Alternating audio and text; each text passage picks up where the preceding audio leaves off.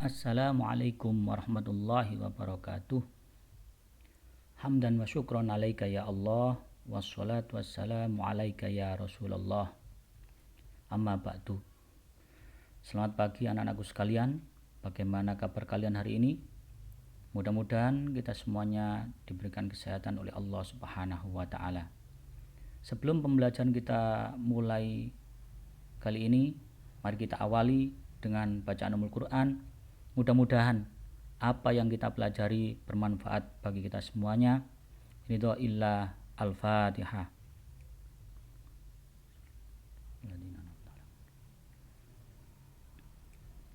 Anak-anakku sekalian, pada kesempatan kali ini kita akan meneruskan bahasan yang selanjutnya, yaitu tentang sumber hukum Islam. Pada waktu yang lalu kita membahas sumber hukum Islam yang muttafaq atau yang disepakati. Ada 4, yaitu Al-Quran, hadis, ijma, dan qiyas. Dan sekarang kita lanjutkan, yaitu sumber hukum Islam yang mukhtalaf ataupun yang disepakati. Pada kesempatan kali ini nanti kita bahas sumber hukum yang mukhtalaf ini 4 saja. Nanti kita lanjutkan minggu depan lagi, yaitu yang pertama istihsan, kemudian istishab, maslahah mursalah, dan kemudian yang terakhir nanti adalah urf. Saya mohon nanti hal-hal yang penting, tugas kalian nanti adalah silakan mencatat hal-hal yang penting yang akan saya terangkan dalam PowerPoint kali ini.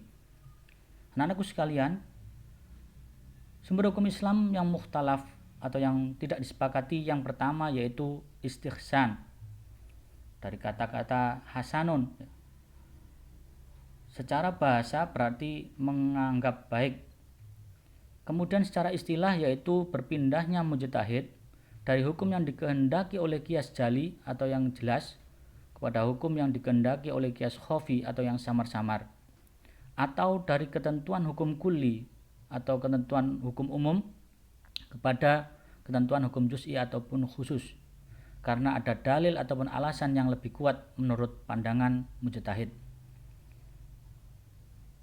Kehujahan dari istihsan ini diantaranya yaitu dasar istihsan ini bisa dibuat untuk menetapkan hukum adalah salah satunya yaitu ayat yuridullahu bikumul yusra wala yuridu bikumul usra. Artinya Allah menghendaki kemudahan bagimu dan tidak menghendaki kesukaran bagimu, yaitu Al-Quran surat Al-Baqarah 185. Kemudian dasar dari hadis yaitu hadis yang diriwayatkan oleh Imam Ahmad yang berbunyi ma ra'ahul muslimuna hasanan fa wa indallahi hasanun. Artinya apa yang dipandang baik oleh orang-orang Islam maka ia adalah baik di sisi Allah. Kita kembali lagi dari definisi secara istilah. Tadi dikatakan bahwasanya berpindahnya mujtahid dari hukum yang dikehendaki oleh qiyas jali kepada hukum yang dikehendaki oleh qiyas khafi. Dari definisi tersebut, istihsan dibedakan menjadi 2. Yang pertama yaitu menguatkan qiyas khafi atas qiyas jali. Contohnya, wanita yang sedang haid boleh membaca Al-Quran berdasarkan istihsan, tetapi diharamkan menurut teori qiyas. Dalam teori qiyas, wanita haid itu dikiaskan kepada junub dengan ilat sama-sama tidak suci, sehingga orang junub haram membaca Al-Quran, maka orang yang haid pun juga diharamkan membaca Al-Quran. Berbeda dengan teori istihsan. Menurut teori istihsan, haid berbeda dengan junub karena haid waktunya lama, sedangkan junub waktunya sebentar. Sehingga kalau tidak diperbolehkan, maka haid yang panjang itu wanita tidak memperoleh pahala ibadah apapun, sedang laki-laki dapat beribadah setiap saat. Kemudian yang kedua, yaitu ketentuan hukum kuli atau umum kepada ketentuan hukum juz'i khusus. Kebolehan dokter melihat aurat wanita dalam proses pengobatan contohnya. Menurut kaidah umum atau hukum kuli, seseorang dilarang melihat aurat orang lain, tetapi dalam keadaan tertentu, seorang harus membuka bajunya untuk didiagnosa penyakitnya. Maka, untuk kemaslahatan orang itu, menurut kaidah istihsan, seorang dokter dibolehkan melihat aurat wanita yang berobat kepadanya. Sekarang kita lanjutkan, yaitu bagaimanakah pandangan ulama terhadap istihsan ini. Yang pertama yaitu jumhur Malikiyah dan Hanabilah menetapkan bahwasanya istihsan adalah suatu dalil syar'i yang dapat dijadikan hujjah untuk menetapkan hukum sesuatu.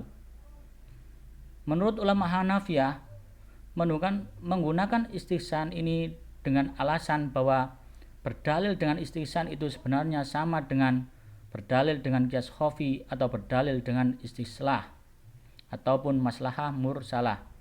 Kesemuanya dapat diterima. Sedangkan pendapat yang kedua yaitu menurut Imam Syafi'i dengan kaulnya yang masyhur.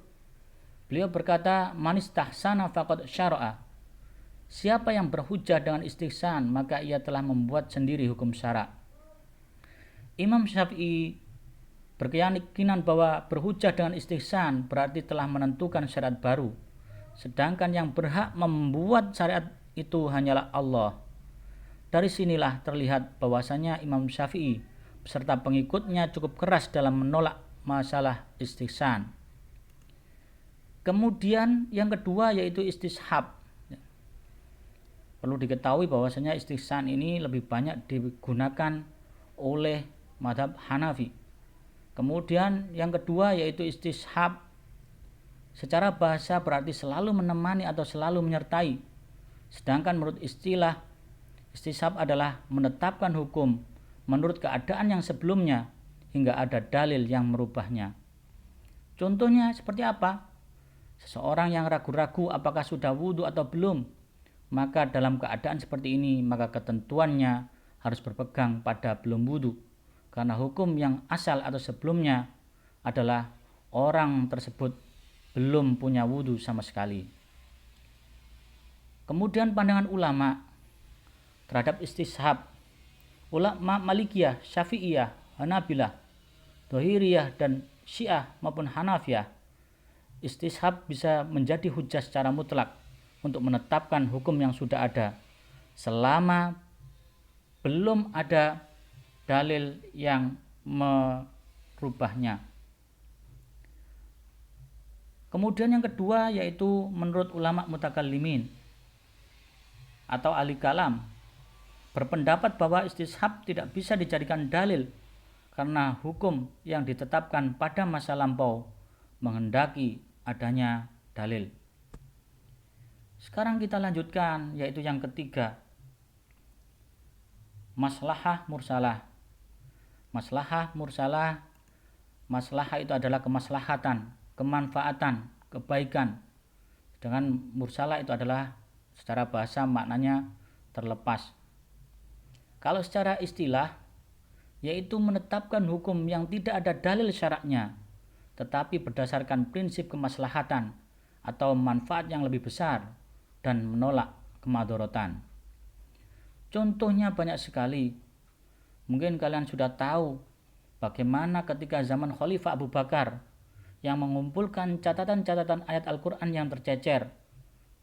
Pada zaman dahulu ditulis di batu, tulang, kayu maupun yang lainnya. Kemudian beliau mengumpulkan itu dan membukanya menjadi satu mushaf. Tujuannya agar Al-Quran itu tidak hilang. Apa yang dilakukan Abu Bakar ini tidak ada dalilnya sama sekali.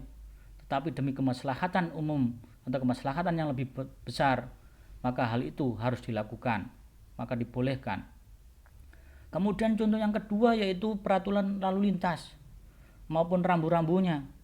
Semuanya tidak ada dalil khusus yang mengaturnya baik dalam Al-Quran maupun sunnah Rasul. Begitu juga adanya akta nikah, akta kelahiran, membangun penjara, membangun gedung pemerintahan dan lain-lain. Itu semuanya adalah berdasarkan kemaslahatan umum atau kemaslahatan yang lebih besar. Kemudian pandangan ulama terhadap maslahah mursalah. Jumhur ulama menolak maslahah mursalah sebagai sumber hukum, sedangkan Imam Malik membolehkan berpegang pada maslahah mursalah. Karena memang maslahah mursalah ini lebih banyak digunakan oleh golongan madhab Maliki. Kemudian yang keempat yaitu urf. Apa itu urf? Secara bahasa adalah sesuatu yang dikenal ataupun adat ataupun tradisi ataupun kebiasaan. Kalau menurut istilah yaitu sesuatu yang dikenal masyarakat dan telah dilakukan secara terus-menerus baik berupa perkataan maupun perbuatan. Urf ini secara garis besar terbagi menjadi dua. Yang pertama yaitu urf sahih atau sahih benar ya, yaitu adat kebiasaan yang tidak bertentangan dengan norma agama. Contohnya mungkin kalian sering tahu, di masa pertunangan sang laki-laki memberikan hadiah pada wanita dan hadiah itu tidak dianggap sebagai mas kawin. Hal ini boleh-boleh saja karena itu adalah berupa hadiah. Kemudian yang kedua yaitu urf fasid, yaitu adat kebiasaan yang bertentangan dengan norma agama. Mungkin di daerah kita sering kita melihat yaitu dalam merayakan perkawinan ternyata orang-orang itu berjudi dan lain sebagainya. Di sebagian wilayah ada yang seperti itu. Maka ini adalah termasuk urf fasid atau kebiasaan-kebiasaan yang buruk ya, yang bertentangan dengan norma agama. Mungkin nanti kalian bisa mencari contoh yang lain. Urf fasid itu seperti apa? Kalian bisa mengamati lingkungan kalian dan lain sebagainya. Ulama usul ya, menurut pandangan ulama usul sepakat bahwa urf yang sahih dapat dijadikan hujah dan sarana dalam menetapkan hukum syara, sedangkan urf fasid tidak dapat dijadikan hujah. Itulah bahasan kita kali ini. Cukup sekian bahasan kali ini atau pembahasan kali ini, semoga ada guna dan manfaatnya. Kurang lebihnya mohon maaf. Kita akan bertemu dengan pembahasan selanjutnya. Wassalamualaikum warahmatullahi wabarakatuh.